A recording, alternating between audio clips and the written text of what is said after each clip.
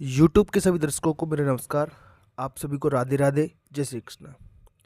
आज की हमारी क्लास होने वाली है, ये जो आपकी अंग्रेजी की पाठ्य पुस्तक है उसका लेसन 5।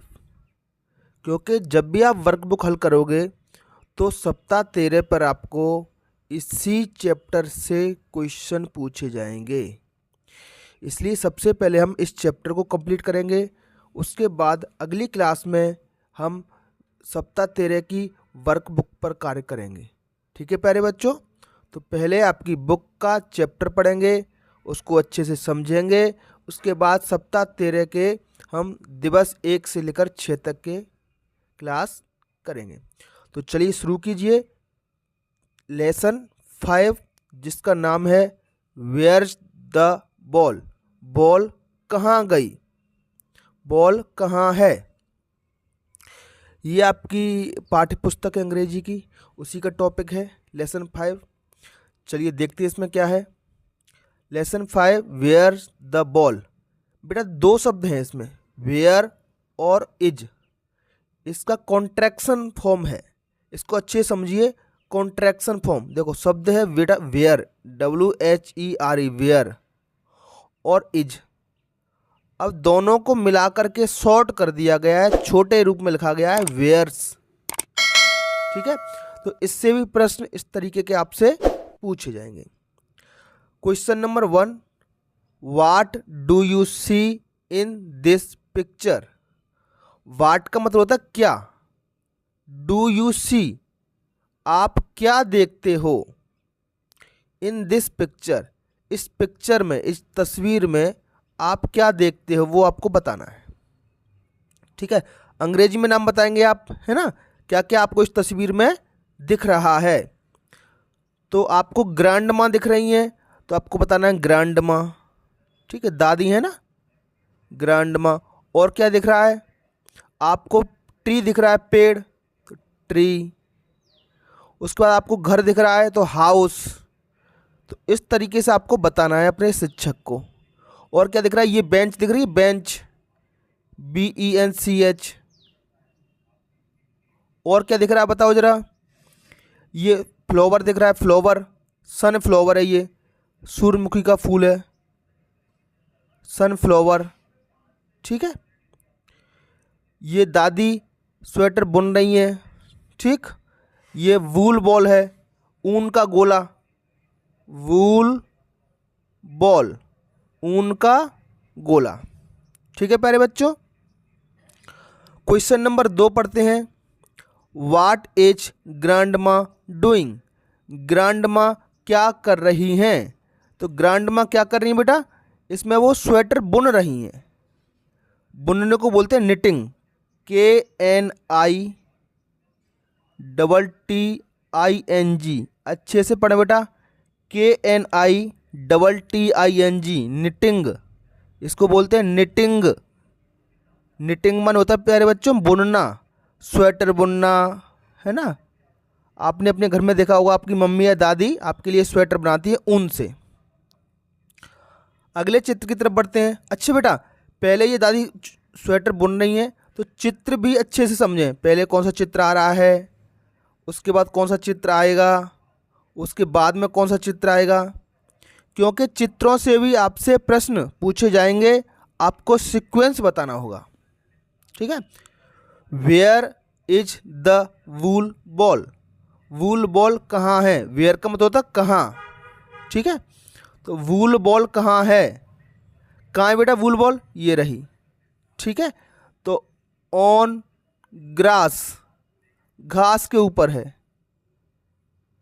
ये आपकी वर्कबुक नहीं है प्यारे बच्चों, पाठ्य पुस्तक है। इसका हल, इसको अच्छे से पढ़ना जरूरी है। उसके बाद हम वर्कबुक के डेज पर आएंगे, उसका अभ्यास करेंगे। Question number 2, who is playing with the wool ball. Wool ball से कौन प्लेइंग कर रहा है, मतलब कौन खेल रहा है। बेटा देखो, इज के साथ में ING लगी हो तो अर्थ निकलता है रहा है। क्या अर्थ निकलेगा, रहा है। चाहे इज के साथ में ING लगी हो, देखो यहाँ प्लेइंग में ING लगी है, चाहे आर के साथ ING लगी हो, और चाहे एम के साथ ING, तो अर्थ आएगा बेटा रहा है। तो हु माने कौन, कौन खेल रहा है with the wool ball, wool ball से कौन खेल रहा है बेटा, कैट, तो लिख दो कैट, CAT कैट। ठीक, चलिए अगले प्रश्न की तरफ बढ़ते हैं। वॉट इज रोलिंग डाउन, क्या लुढ़क रहा है। देखो इज के साथ ING फिर से आ रही है, तो रोल माने होता है लुढ़कना, ROLLING, रोलिंग, रोलिंग माने लुढ़क रहा है। इन मीनिंग को अच्छे से याद कर लो, इनसे प्रश्न पूछे जाएंगे। लुढ़क रहा है, तो क्या लुढ़क रहा है बेटा, वूल बॉल, तो इसका आंसर हो जाएगा बेटा वूल बॉल, WOOLBALL, वूल बॉल। ठीक है, ऊन का गोला। क्वेश्चन नंबर 2 देखते हैं। Who is running after the ball, is running मतलब दौड़ रहा है, आफ्टर माने पीछे, आफ्टर द बॉल, बॉल के पीछे कौन दौड़ रहा है। तो देखो चित्र में ये कैट दौड़ रही है, तो फिर से आंसर हो जाएगा कैट। अगले चित्र की तरफ बढ़ते हैं। Is the wool ball getting smaller, is मतलब क्या, अगर ये इज RM पहले आते हैं, वाक्य की शुरुआत में आते हैं, तो इनका अर्थ होता है बेटा क्या। ठीक है, is the wool ball getting smaller, क्या वूल बॉल छोटी हो रही है, तो बेटा लुढ़कती लुढ़कती जाएगी, तो धीरे धीरे वो वूल बॉल छोटी होती जाएगी, क्योंकि उसकी जो घड़ी हुई है, जो घड़ी करके हमने रखा है, वो खुलती जाएगी। ठीक है, तो हाँ इसका जवाब होगा। और यहाँ ये शब्द बेटा अभी अपने जो क्लास बताई है आपको, इतनी क्लास में हमने ये शब्द नहीं पढ़े हैं। बॉल, सनफ्लावर सूरजमुखी का फूल, वूल बॉल ऊन का गोला, ग्रैंड मदर दादी को बोलते हैं, बेंच जिस पर दादी बैठी हुई थी, हाउस और ट्री। तो इन शब्दों को आप याद कर लें प्यारे बच्चों। ठीक है, ठीक, इनकी हिंदी, इनकी स्पेलिंग सब याद कर लें। चलिए आगे बढ़ते हैं। इज ग्रैंडमा फार और नियर, अब वो लुढ़काते लुढ़काते जो कैट है वूल बॉल को बहुत दूर ले गई। तो यहाँ प्रश्न पूछा गया इज ग्रैंडमा फार और नियर, बेटा फार माने होता है दूर, FAR फार माने दूर होता है, और NEAR नियर, नियर माने होता है पास। तो क्या ग्रैंडमा दूर है या पास है, देखो कितनी दूर हो गई है, तो आप लिख दोगे फार, FAR। क्वेश्चन नंबर 2 पे आते हैं। Is the ball still getting smaller, still बोलते हैं, स्टिल माने अभी भी, इसका मतलब होता है बेटा अभी भी, क्या बॉल अभी भी छोटी हो रही है। हाँ बेटा देखो लुढ़कती जा रही है और छोटी होती जा रही है, तो इसका आंसर लिख देंगे आप यस। क्या लिखेंगे प्यारे बच्चों, यस। यस का मतलब होता है हाँ, और आपका जवाब नहीं होगा तो लिखेंगे no. What happen to the ball, ball के साथ क्या हुआ, what happen to the ball, happen माने होना, तो बॉल के साथ क्या हुआ, बॉल समाप्त हो गई, खत्म हो गई। What happen to the cat, cat सोच रही है, सरप्राइज्ड है, कैट क्या है बेटा, सरप्राइज्ड है, SURPRISED, कैट सरप्राइज्ड है, उसको आश्चर्य हो रहा है। अगला है बेटा why is the cat surprised, why माने होता है क्यों, तो कैट सरप्राइज्ड क्यों है, आप बताओ जरा। क्योंकि वो बॉल से खेल रही थी, अचानक से बॉल गायब हो गई।